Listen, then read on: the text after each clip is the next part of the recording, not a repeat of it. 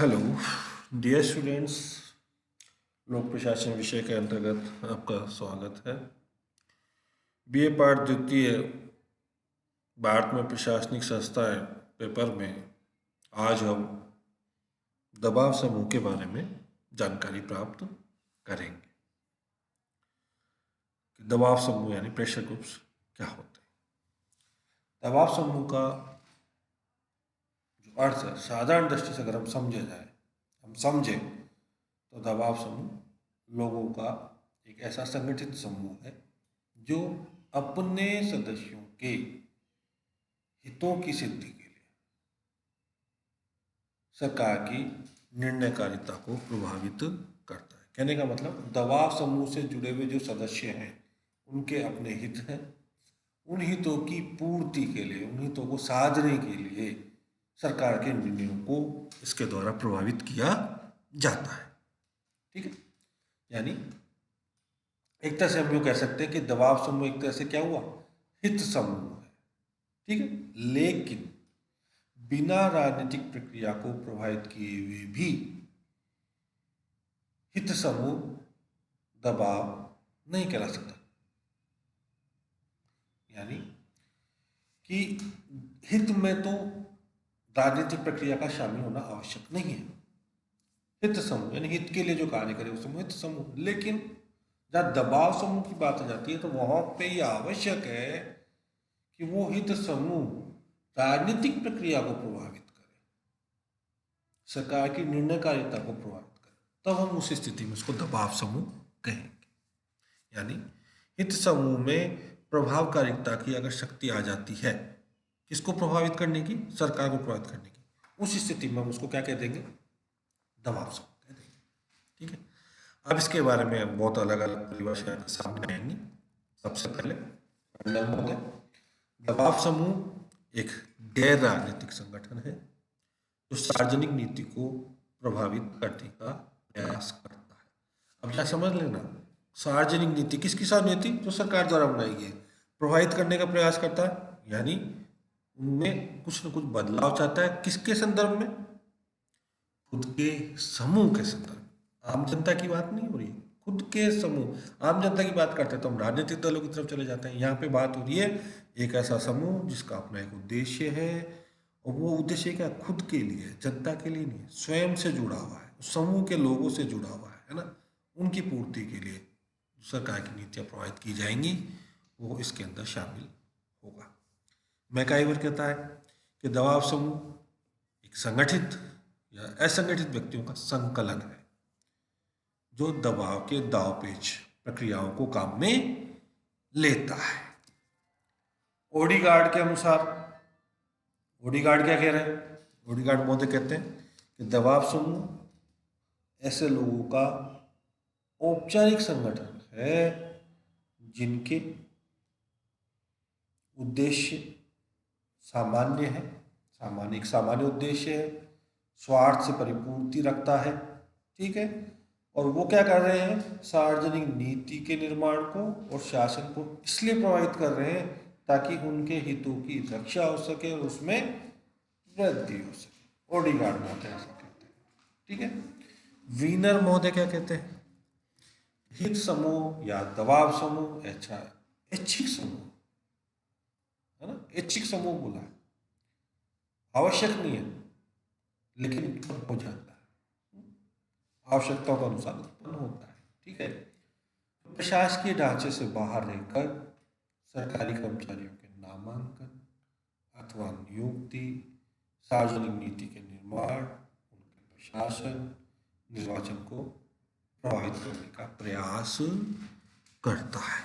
ठीक है, इसके अलावा दबाव समूह साधारण रूप में समझे सरकारी नीति को प्रभावित करने के लिए बनाया जाने वाला एक प्रकार का संगठन है। डेल मोदे कहते हैं कि दबाव समूह राजनीतिक प्रक्रिया के भाग होते हैं, सरकारी नीति की दिशा निर्धारित करने और या फिर बदलने का प्रयास करते हैं, लेकिन स्वयं सरकार नहीं बनाना चाहते। वो अगर कर लेंगे शामिल तो क्या बन जाएंगे, फिर वो राजनीतिक दल बन जाएंगे। ठीक है, आगे समझिए, हिचनर महोदय कहते हैं कि दबाव समूह सामान्य उद्देश्यों वाला ऐसा व्यक्तियों का समूह है जो सार्वजनिक नीति को प्रभावित करके राजनीतिक गतिविधियों द्वारा अपने उद्देश्यों की पूर्ति करना चाहता है। समूह का जो उद्देश्य उसकी पूर्ति करना चाहता है। गोखले महोदय कहते हैं कि दबाव समूह वे निजी समुदाय हैं जो सार्वजनिक नीतियों को प्रभावित करके अपने हितों को बनाए रखना चाहते हैं। परहित की बात नहीं हो रही, स्वहित। किसका स्वहित? जो समूह से जुड़े हुए उन सबका सम्मिलित जो हित है, सिर्फ उस पर ध्यान दिया जाता है। फाइनर महोदय क्या कह रहे हैं? दबाव समूह मुख्य रूप से जो बता रहे हैं, स्वतंत्र और राजनीतिक दृष्टि से तटस्थ संस्थाएं होती हैं जो सत्तारूढ़ दल के या सत्तारूढ़ सरकार के राजनीतिक स्वरूप की ओर ध्यान दिए बिना राजनीतिक दलों और नौकरशाही के साथ समझौता करती हैं, सौदा करती हैं। कहना मतलब खुद के उद्देश्यों की पूर्ति के लिए जो समूह संगठित रूप में कार्यरत होंगे उनको हम दबाव समूह कहेंगे। ठीक है, और भी परिभाषाएं इसमें आपके सामने आ रही हैं। तो कुल मिला के आपको स्पष्ट हो जाना चाहिए कि प्रत्येक दबाव समूह एक तरह का क्या है? हित समूह ही है। और जब वह अपने संगठित रूप में सरकार की नीतियों को प्रभावित करने में सफल हो, बेटा ये बात बहुत अच्छे से समझ लेनी है। हित समूह सबके अपने हित होते हैं, उन हितों की पूर्ति के लिए कार्यरत होते हैं। ठीक है, लेकिन जब वो हित समूह सरकार की नीतियों को प्रभावित करने की स्थिति में आ जाता है तो उस स्थिति में हम उसको इस समूह से आगे बढ़ के क्या कह देंगे? दबाव समूह कह देंगे। ठीक है, बहुत से विद्वान दबाव समूह इस समूह के लिए एक जैसे समानार्थक रूप में प्रयुक्त कर देते हैं, जबकि आपको ये बात स्पष्ट हो जानी चाहिए कि हित समूह मतलब एक समूह जिसका अपना एक हित है, जिसका अपना एक स्वार्थ है, जिसका अपना एक उद्देश्य है, उसकी पूर्ति में लगा हुआ है तो वो हित समूह। लेकिन जब वो हित समूह अपने उस उद्देश्य की पूर्ति के लिए सरकार की नीतियों को प्रभावित करने लग जाए तो उस स्थिति में वो दबाव समूह का रूप ले सकता है, ले लेता है। ठीक है, तो कुल मिला के बात यही है कि दबाव समूह में कौन शामिल होंगे? कि ऐसे समूह जो सरकार की नीतियों को प्रभावित करके अपने उद्देश्यों की पूर्ति में कार्यरत होते हैं, दबाव समूह कहलाते हैं। ठीक है, अब हम यहाँ पे थोड़ा सा जो अंतर है इसको स्पष्ट करने का प्रयास करेंगे आपको कि हित समूह एवं दबाव समूह में क्या। ठीक है, मैंने आपको पहले भी बताया कि कुछ विद्वान ऐसे हैं जो इन दोनों में किसी भी तरह का कोई अंतर मानते ही नहीं है, लेकिन इनमें आधारभूत समानता होते हुए भी अंतर मौजूद है। ठीक है, तो हित समूह क्या है? जब कोई समूह अपने उद्देश्यों की पूर्ति के लिए राजनीति को प्रभावित करने को तैयार हो जाता है तो समूह कहा जाएगा। और जब कोई समूह अत्यधिक सक्रिय होकर अन्य समूह को पीछे करके अपने हितों की पूर्ति के लिए सरकार पर दबाव बढ़ा ले तो उसे दबाव समूह की संज्ञा दी जाती है। यानी सरकार की नीतियों को प्रभावित करके जो हित समूह कार्यरत होगा वो किस में आ जाएगा? दबाव समूह में आ जाएगा। यानी हित समूह से एक कदम आगे की जो स्थिति है वो दबाव समूह की होती है। ठीक है, ये बात हमें इसमें समझ लेनी है। ठीक है, यानी ध्यान से देखें, हित समूह अपनी हित की सुरक्षा के लिए अनुनयनीय तरीके काम में लाते हैं, यानी सरकार से प्रार्थना करते हैं, जबकि दबाव समूह क्या करता है? सरकार पर दबाव बनाने का प्रयोग करता है। ठीक है, इस समूह राजनीति से प्रत्यक्ष संबंध नहीं रखते, जबकि दबाव समूह राजनीतिक गतिविधियों से प्रत्यक्ष, राजनीति से नहीं, राजनीतिक गतिविधियों से प्रत्यक्ष संबंध रखते हैं। ठीक है, और राजनीतिक प्रक्रिया को प्रभावित करने की अपने उद्देश्यों की दृष्टि, केवल समूह के उद्देश्यों की दृष्टि से प्रयास करते हैं। इस समूह का संबंध जहां तक है सामाजिक संरचना और प्रक्रिया है जो सामाजिक गतिशीलता से जुड़ी हुई है, जबकि दबाव समूह राजनीतिक प्रक्रिया को प्रभावित करने का प्रयास करता है। इसलिए उसका यही जो गुण है उसको हित समूह से क्या करता है, अलग करता है। हित समूह समाज में बहुत सारे हो सकते हैं, जबकि दबाव समूह की संख्या उनके मुकाबले कम होती है। ठीक है, ये बात हम जान भी रहे हैं अच्छे से।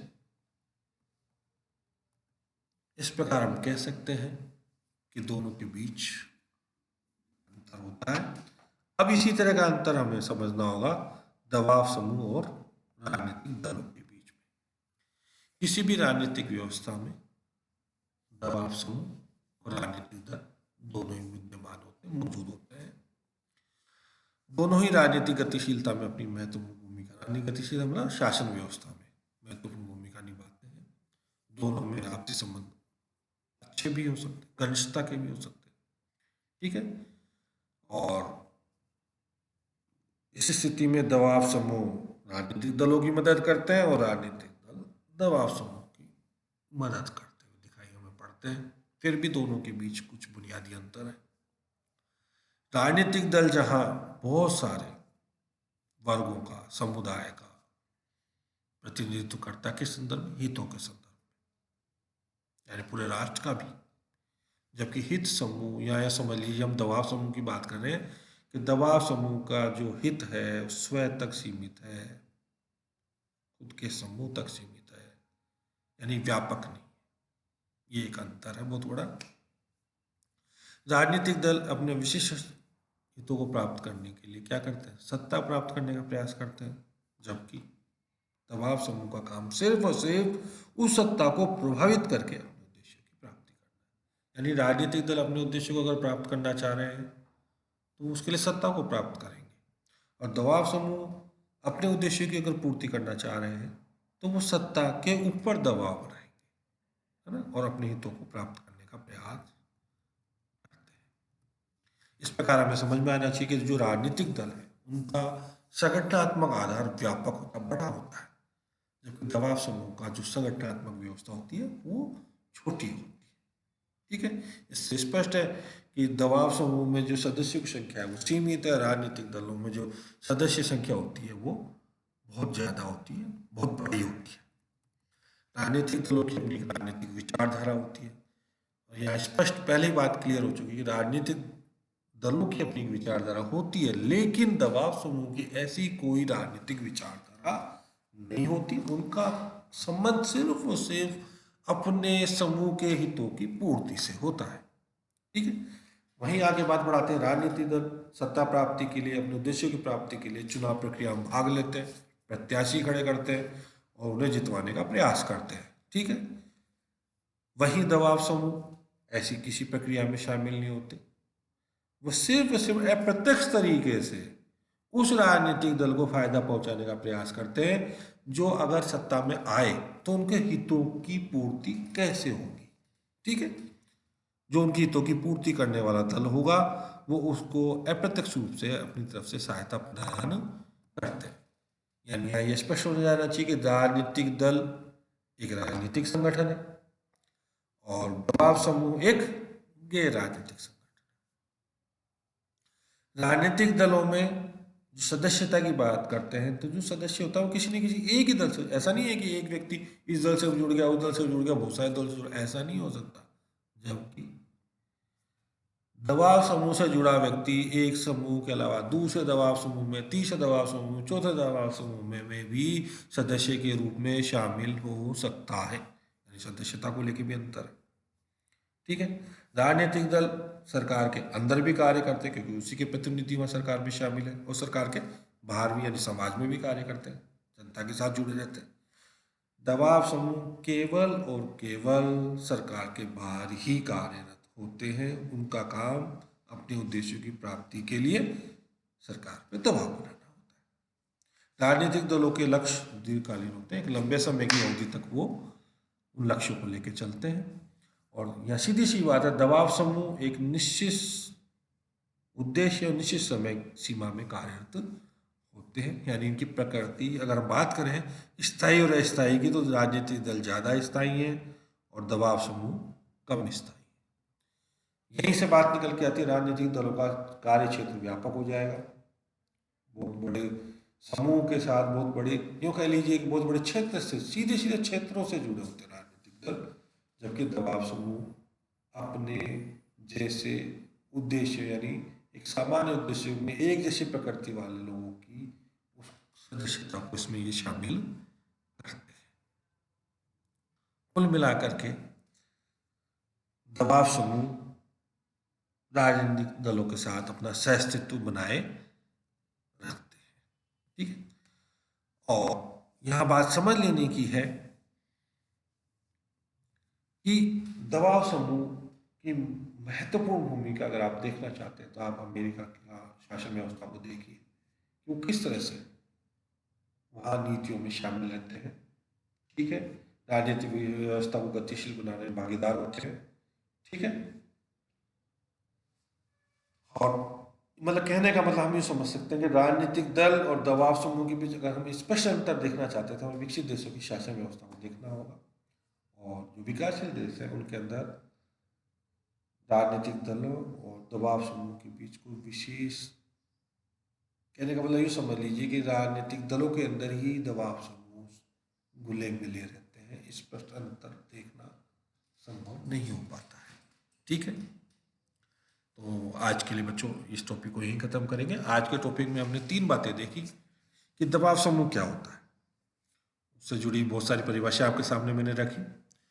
फिर हमने हित समूह और दबाव समूह में क्या अंतर होता है उसको समझने का प्रयास रहा हमारा। फिर उसके बाद मैंने आपको दबाव समूह और राजनीतिक दलों के बीच किस तरह से हम विभेद कर सकते हैं ये स्पष्ट करना चाहा। मेरा पूरा प्रयास रहा। मुझे उम्मीद है कि आपको समझ में आया होगा। फिर भी कोई अगर समस्या आपको रहती है तो अपने व्हाट्सएप ग्रुप में आप मुझसे प्रश्न पूछ सकते हैं, मैं आपको उस जगह आपको जवाब दूंगा निश्चित तौर पे।